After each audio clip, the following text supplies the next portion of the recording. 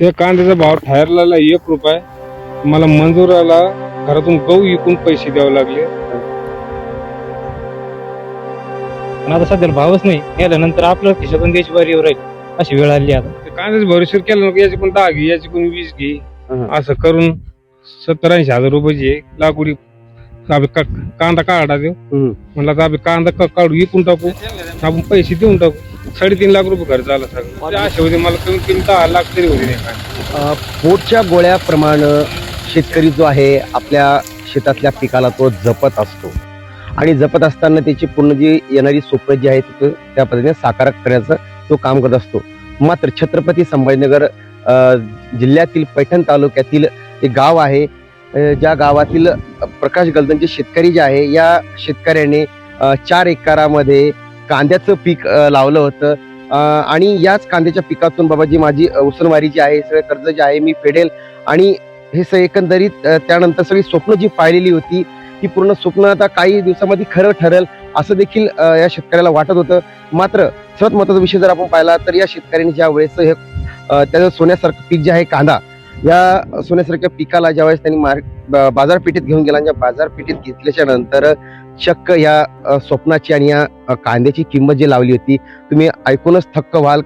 फक्त 1 ते 1.5 रुपयाची जी क्विंटल पैकी ती गोणी जी आहे, त्या क्विंटल याचा भाव त्या ठिकाणी ठरवला गेला.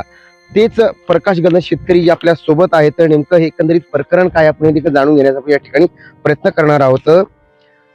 काय नेमकं काय झालं होतं, तुमचा व्हिडिओ जो आहे हा सोशल मीडियावर व्हायरल होत आहे.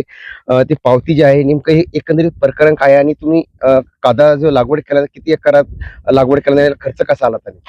आपण 4 एकर लागवड केलेली होती. 4 एकरमध्ये आपला 450 क्विंटल कांदा झाला तो. पण तो भाव नाही लागताना असं 1 रुपये 2 रुपये भाव जर लागला तर मी वावरात 4.5 एकर 2 एकर मध्ये कांदा खत म्हणून फेकून दिलेला आहे. आणि अजून तसं आहे, तसेच काही बोळ पडलेले उन्हामुळे आम्ही काही टाकेन ते पोळ आम्हाला वावरात फेकून देणं. 4 एकरात तुम्ही कांदा लागवड केली होती. हा एकंदरीत कांदा किती झाला आणि आता हा जो सगळा कांदा या ठिकाणी पडलेला हा किती कांदा आहे? ह्यो कांदा कमीत कमी 70 ते 80 क्विंटल कांदा असेल. 70 ते 80 क्विंटल कांदा. आणि तुम्ही बाजारपेठेत विकला किती?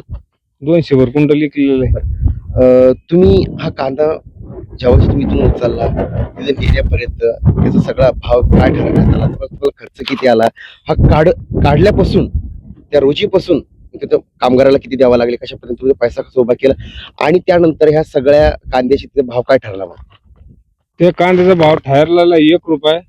मला मंजुराला घरातून गहू विकून पैसे द्यावे लागले. मंजुराची सुद्धा बरोबर नाही झाली. मजुरी सुद्धा बरोबर नाही झाली. तुमची ती पावती कुठे? ठीक आहे, पावते.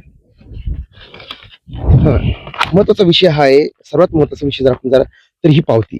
आता या पावतीचं जर आपण पाहिलं तर कांदा 25 नग, वजन 1262 म्हणजे क्विंटल, भाव आपण पाहिला तर 100 रुपये, रक्कम एकूण 1262 रुपये. आता याची मजेशीर गोष्ट ही आहे की बघू शकता आपण, हमाली 125, त्याचप्रमाणे तोतलाई 38, भरपाई 25, वरसाई 25, भाडे 500 रुपये, उचल आणि गोणी हा 550 रुपये. म्हणजे एकूण रक्कम जर पाहिली आपण, जर एक धरली सगळी एकूण रक्कम तर 1262 रुपये आणि वजा खर्च जर पाहिला तर 1263 रुपये. आणि खाली या ठिकाणी बघू शकता आपण, हा शिल्लक रक्कम जी आहे फक्त 1 रुपया. ही सगळी परिस्थिती जी आहे या शेतकऱ्याची आहे. म्हणजे घरातील गहू विकून कांद्याचं पीक आणलं होतं, ते पीक लावलं, रात्री अहोरात्र जागून त्याला पाणी भरणं हे सगळं करणं आणि त्यानंतर या सगळी मशागत केल्याच्या नंतर बाजारपेठेमध्ये या शेतकऱ्याला खिशातूनच पैसे टाकावे लागले. मला एक सांगा, तुम्ही जे 4 एकरात हा कांदा लागवड केली होती, याला तुम्हाला खर्च किती आला? म्हणजे तुम्हाला हा बाजारपेठेत नेण्यापर्यंत खर्च किती आला एकंदरीत? 3 ते 3.5 लाख रुपये खर्च आला.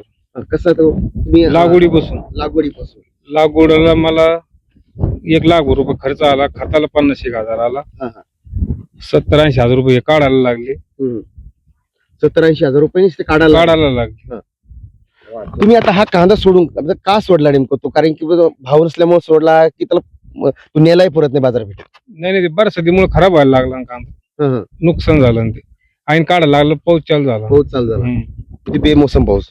बेमोसम पाऊस आपला 3 दिवस सारखा पाऊस आला आणि 3 दिवसानंतर आम्ही पाऊस उघडवर काढायला लागलो, ते कांदा सडायला लागला, खराब झाला.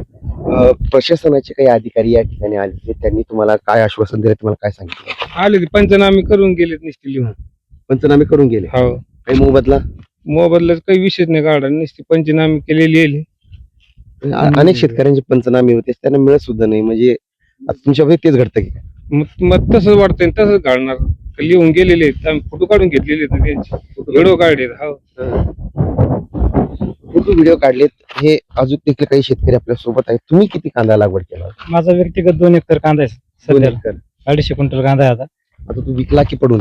तसंच आहे आता. पण आता जे आता मजूर राहतात त्यांना पैसे द्यायला समजा चुकते, आता बाहेरून घेतलेला राहते लोक पैसे, त्यासाठी आता विकास लागतो कांदा.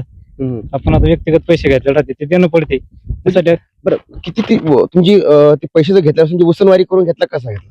माझा हातवरच घेतला सध्याला पैसा. आता चालू खर्च हे करायला, चालू खर्च आहे करायला. आता देणं पडणं तर मग आता कांदाच विकावं लागतो ना. 80,000 ते विकायचं म्हणलं, पैसे ज्यावेळेस तुम्ही घेतले त्याला शब्द, समोरच्या माणसा शब्द काय दिला होता, कशावर देतो म्हणून? ते असं माल पाणी झालं. म्हणजे कांदे विकून हा. मला कांदे विकल्यानंतर जर हे झालं का आपण मग खालीवर करून टाकू, आमच्याकडे पैसे देऊन टाकू. हा. मग आता सध्याला ग्रामीण मार्केट भाषेमध्ये. हा पैसे मग देऊन टाकतो. पण आता सध्याला भावच नाही, नेल्यानंतर आपल्या खिशातून द्यायची बारी येऊ राहील, अशी वेळ आली आता.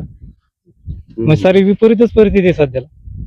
म्हणजे ह्या आशेने बाबा भाव वाढेल, भाव वाढेल, भाव वाढेल, आणि दुसरीकडे यांनी सांगितल्याप्रमाणे पाऊस आला की अजून कांदा खराब होतो.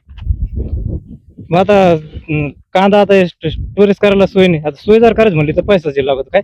आता समजा आता इथून आता कांदा जपून ठेवायला पण पैसा लागतो. आता सोय करायची म्हणलं तिथून सुरुवात होती ना. आता कांदा जरा 2 रुपये जरा सोय करायची असते, पैसे लागत या सोय करायला. त्यात जर नफाच येत नसला आपल्याला बाजार समितीत नेऊन कांदा नेऊन, तर मग सोय कशी करा, तिथून सुरुवात होती ना. आता कांदा ठीक आहे आपण स्टोअर करू, हे करू, पण आता त्याला उभारण्यासाठी पैसे लागायचे, भांडवल आणखी ना. याच आधी भांडवल घेतलेलं बाहेर शेतीसाठी, आता प्लस जर अजून हे करायचं म्हणलं, मग आता पैसा उभारायचा कसा? आता चालू याच्यातच पैसा बनवण्याचा. सध्याला आपल्याला जर नियोजन करायचं म्हणला तर हे कांदा एकूण 2 पैसे उभा करू. मग आता सध्याला परिस्थिती अशी तुम्ही बघता ना, 1 रुपया त्यांनाच घरातून टाका लागला, अशी परिस्थिती आहे. मला एक सांगा की आता हा कांदा जो तुम्ही सांगितला, तुम्ही घरातून आता किती पैसा टाकला ज्यासाठी तुम्हाला हे त्यावरती तुम्ही बाबा मला पुढे मी कांदा विकेल, मला पैसे मिळेल, तुम्ही अशी उसनवारी कशी केली होती? म्हणजे कोणाला किती घेतला तुम्ही? कांद्याच भरोश्यावर केलं नको, याची पण 10 घे, याची पण 20 घे, असं करून 70-80 हजार रुपयाची लागवडी कांदा काढा देऊ. म्हणलं तर आपण कांदा काढू, विकून टाकू, आपण पैसे देऊन टाकू. पण आता म्हणजे ज्या विश्वासावर कांदा विकला की पैसे येईल, आणि मी ते लोक तुम्हाला बोलत असतील ना? बोलतेच, पण आता काय करत त्यांनाच माहिती ना, ते कांदा याचाच खराब झालेला आहे, पण पैसे देणे आहेच ना, त्यांचे देणंच आहे. मग आता ते जे तुम्ही शेतामध्ये जे कामगार बोलवले होते त्यांना तुम्ही कसं पैसे दिले? त्यांना जे कांदे काढण्यासाठी जे लोक बोलवले त्यांना कसं पैसे दिलेत? मग त्यांना पैसे दिलेले ना, आपले काही गहू विकून, काही उसनवारी करून, घरातले गहू विकायला लागले, त्यानंतर पैसे दिले. हो. ही परिस्थिती या शेतकऱ्याची आहे. घरातील जो खाण्याचा गहू असतो तो विकला, आणि ते गहू विकल्याच्या नंतर ते जे कांदे काढण्याचे जे कामगार आलेले होते त्यांना तो पैसा दिला, आणि जी इतर ठिकाणून 10,000 20,000ची उसनवारी करण्यात आली होती, कांदा विकला की मी ती वापस करेल या विश्वासावर त्यांनी उसनवारी केली होती. मात्र ती देखील अंगावर बसली. आणि दुसरा महत्वाचा म्हणजे हा जो ढिबर कांदा बघू शकतो आपण, हा तब्बल पाहिला तर हा किती क्विंटल, 70 ते 80 क्विंटल हा कांदा आहे. आणि या कांद्याच्या आपण या ठिकाणी बघू शकता की हे खरं म्हणजे सर्वात महत्वाचं पाहिलं, हा शेतकऱ्याचं सोनं आहे. पण मात्र या शेतकऱ्या सोन्याची पूर्ण माती या ठिकाणी झालेलं चित्र आता सध्या आपल्याला पाहायला मिळत आहे. महत्वाचा विषय आपण या ठिकाणी बघू शकता की हेच कांदा जो आहे, हा कांदा लागवडीपासून तर बाजारपेठेपर्यंत नेण्यापर्यंत मोठा खर्च याला लागतो, आणि याची बाजारपेठेमध्ये गेल्याच्या नंतर कवडी मोल किंमत जी आहे या ठिकाणी व्यापाऱ्यांकडून याला लावल्या जात आहे. मात्र एकीकडे प्रशासन जर सांगत असला की आम्ही शेतकऱ्याच्या बाजूने आहोत, शेतकऱ्यांसाठी आम्ही खंबीरपणे उभा आहोत, पण मात्र सर्व महत्वाचं हे चित्र सध्या आपण बोलका आपल्यासोबत आहे की या ठिकाणाहून कशा पद्धतीने सरकार जे आहे हे शेतकऱ्याच्या पाठीमागे आहे की नाही. काय वाटतं, प्रशासन सांगते की आम्ही शेतकऱ्याच्या बाजूला आहे, शेतकऱ्यांच्या सोबत आहे? तुम्ही सांगितलं की पंचनामा झाला, त्यांनी फोटो काढून नेले, सगळं झालंय, आतापर्यंत मोबदला तुम्हाला मिळाला? मोबदला नाही मिळत. काय सरकारकडे काय मागताय? सरकारनं काय माहिती भरपाई द्यावा एवढी. पण एकंदरीत पूर्ण याला खर्च किती आला सगळ्याला? 3.5 लाख रुपये खर्च आला सगळं. 3.5 लाख. आणि उत्पन्न किती पावती तर? पण जे आशे होते मला कमीत कमी 10 लाख तरी होते एखाद्या. अशी आशे होती. तुमच्या खर्च पावतीवर माझं एकच वेळ? फिटन म्हणलं लोन फिटन 7 बाराला बोजे फिटन. 7 बाजार किती बोजा तुमच्या? 7 बाराला बोजे माझ्या नावावर आहे कमीत कमी 3 लाखाचा बोजा आहे. आपल्या आपल्या आपल्या घरच्या बाया माणसाच्या नावावर आहे 5 लाखाचा बोजा.